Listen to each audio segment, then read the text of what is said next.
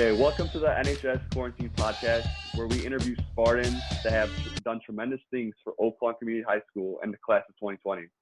My name is Samuel Smani. And I'm Kendall Jokowski. And we are here to celebrate these amazing people. Today we're speaking with cross-country members, and we would like if you guys could please introduce yourselves. Hi, my name is Thomas Carunzos, the president of Cross Countries. Yo, my name's Ty Spillane, and I am the co-vice president of Cross Countries. And I am Chris Rappa, and I'm the advisor for Cross Countries. Sounds great. So we would like to start off with a question for our president, Tommy.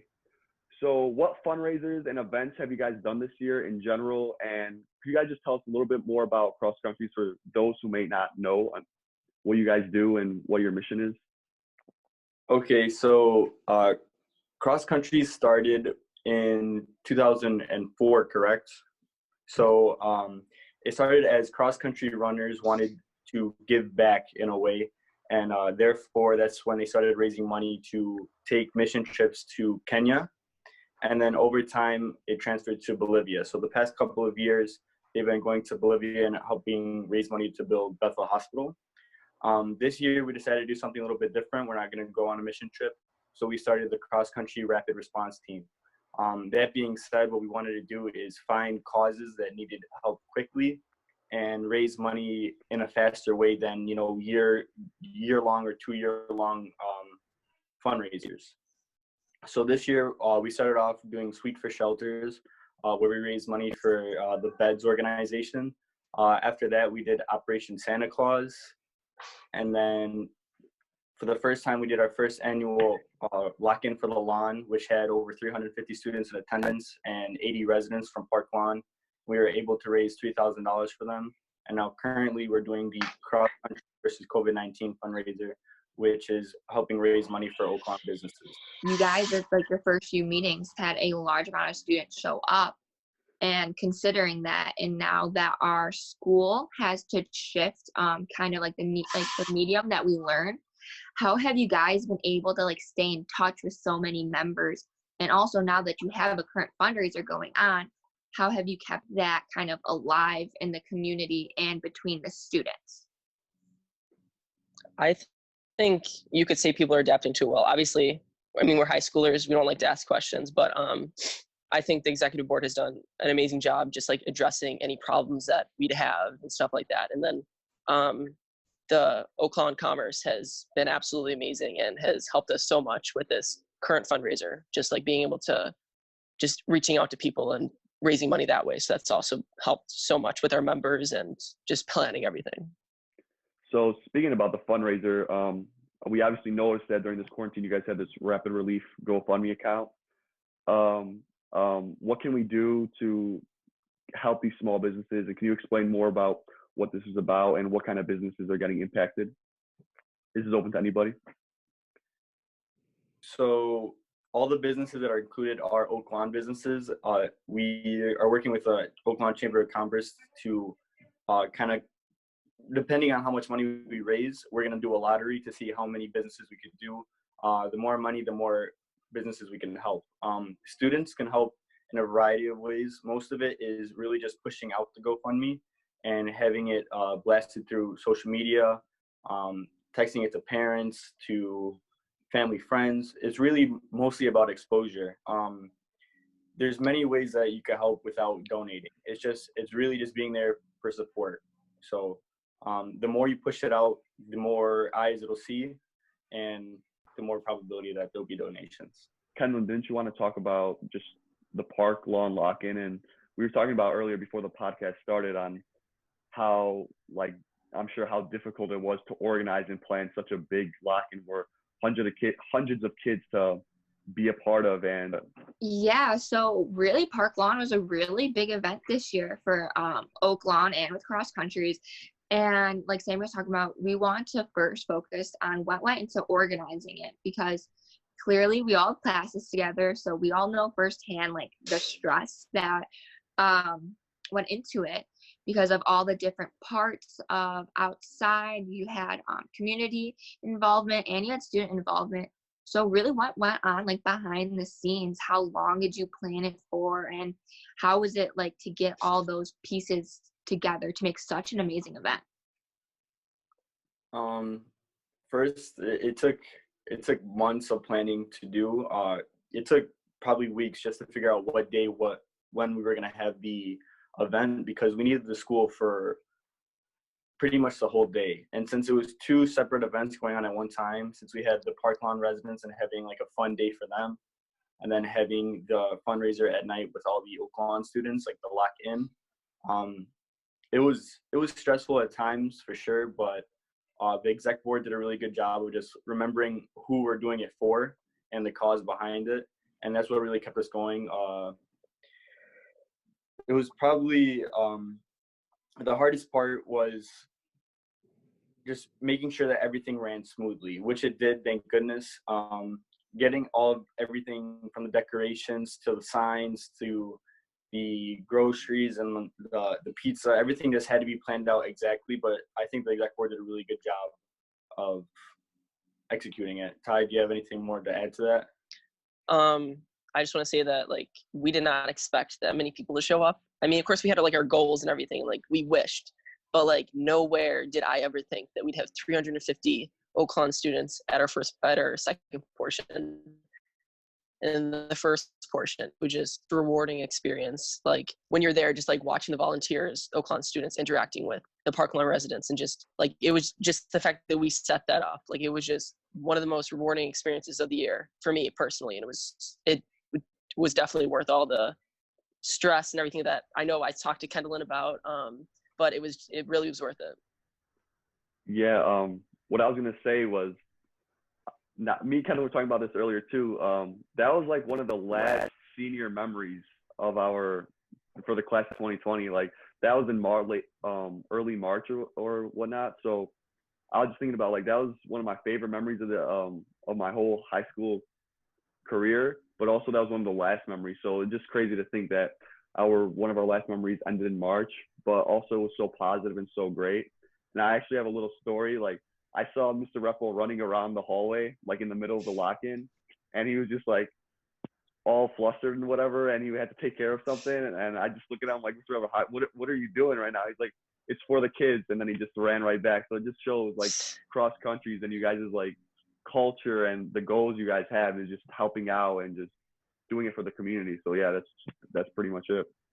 I actually, I'm the advisor, but there is 2 other adults that were absolutely integral in helping out with this event you're talking about right now, and then the whole school year. Mrs. Kruger and Mrs. Rafferty have been, at every meeting and doing a lot of behind the scenes work with me. So they've been amazing. I want to give them a shout out because they're doing it. We're all doing it for free, but like they didn't have to come on board and take on this responsibility. They have families, they have lives, but they've been with it every step of the way. And there's no way it's going to happen this event without them, for sure. And I also want to say just class of 2020. I mean, there's no way this event could happen without the class of 2020. Our exec officers are amazing. And yeah, there might be times when we don't always agree on everything and we have different perspectives on how things should go. But at the end of the day, we come together and we have a plan that works. And everything that we've done this year, there's been these highs and lows. It's a little stressful sometimes, but then the payout has been above and beyond our expectations most of the time. And even though we probably think it's going to happen, we don't bank on that. But when it does, it makes all that stress worth it. And that's just a good life skill to know when you go at something 100% and you go and you have a good cause behind you to do it. Like that's the whole thing to keep you going. It's the reason why it's not for us. Like Sammy said, it's for the students or it's for individuals, it's specially able individuals in the community. You have a reason to stay up late. You have a reason to redo things to make them perfect. And it's totally not about a personal reason. It's for somebody else. It's very altruistic. And if we can promote that altruism in our school, I think we've done our job as a club. I really do. Yeah, I feel like you guys were trailblazers for a lot of things this year. And speaking of that, this is a question for all 3 of you guys. How do you guys hope that cross countries will grow in the future? And speaking about the culture earlier, what kind of culture do you want cross countries to kind of have for the future, and how can you guys build on it?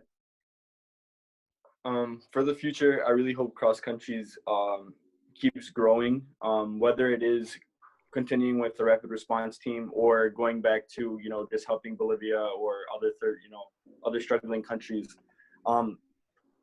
So far, cross countries has this legacy of just being a group of good kids that have good intentions and really want to help others. And I really just want to continue that. I don't want to change anything. I just want to I just hope it grows. I want to be able to return in a couple of years and see cross countries thriving and be one of those clubs that Oakland has. And it's very different from a lot of schools, because a lot of schools doesn't have a philanthropic club like this. And that's what I really think is special, not only about cross countries, but Oakland itself, is that we give back so much. Yeah, so adding to Tommy, the hardest thing for us this year was the fact that no one's ever done this before, that there really was no roadmap for us. Like a lot of other events that clubs will put on, they've been done before. They know exactly what's expected. So the hardest part was us planning it completely from scratch, trying to make sure everything works perfectly. And like after the lock-in event, for example, I was there and I was like, oh, next year I hope we can do this. And I was like, oh, wait, just kidding. I'm not going to be here next year. So I hope that next year cross countries can continue to do these events, because I want to see them grow. I want to see them fix some minor errors that we had this year and make them amazing, like huge events that could really have so much potential. So that's what I hope to see in cross countries in the future when I come back. Wrapping it up, we just want to talk about you guys specifically. What has been your favorite memory of Oakland the past 4 years? What do you guys remember the most, and what was like the greatest memory you guys had? Tommy first. Probably Parkland was probably one of my favorite memories, but as from the past 4 years, it might be from, I think, one of the basketball games, which was this year. I don't remember exactly against who, but it was just great because we had pretty much almost the whole 2020 senior class in one spot. And as you guys obviously know, the basketball team was amazing this year. So really? Thanks, Sammy. Nice. It was just great to see everyone was just, hyping everyone up. It was just, everyone felt good. It really established school pride. It made me realize, and like, you could kind of just look at all the kids in the stands and see how different everyone is. And that's what I'm kind of grateful for growing up in Oakland, is that we have such, unique backgrounds from everybody, and we could, we all came together. Like, I have friends that are so different from me, and I have to thank Oakland for that. Remember. How about you, Ty? Going exactly what Tommy said, just how diverse we are. And obviously from firsthand experience, I know how amazing the basketball games are because I went to every single one. But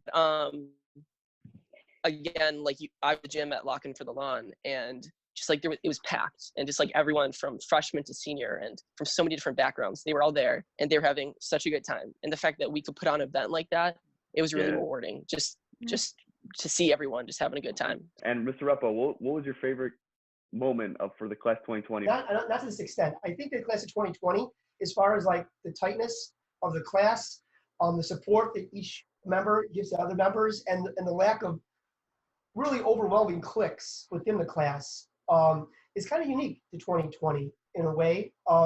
I've seen firsthand, the basketball games, the events that you kind of 2020 class members, when everybody shows up to an event, they're kind of like, they're kind of bummed that, hey, not everybody made that event. Not everybody can make this basketball game, or, this Relay for Life meeting, or whatever the case may be. And so you guys really care about involving everybody in what you're doing. Well, thank you guys for joining in on this interview. We really appreciate it. We just wanted to give you guys a shout out because you guys did so much. I personally know you guys have done so much and worked so hard to get cross country to where it is right now. And we just wanted everyone else to celebrate the fact that you guys have done so much. And thank you so much, guys. Hey, Andy, can I show this real quick? Can you guys see that? Yep. Boom. There's the ending right there. Sounds good. Check this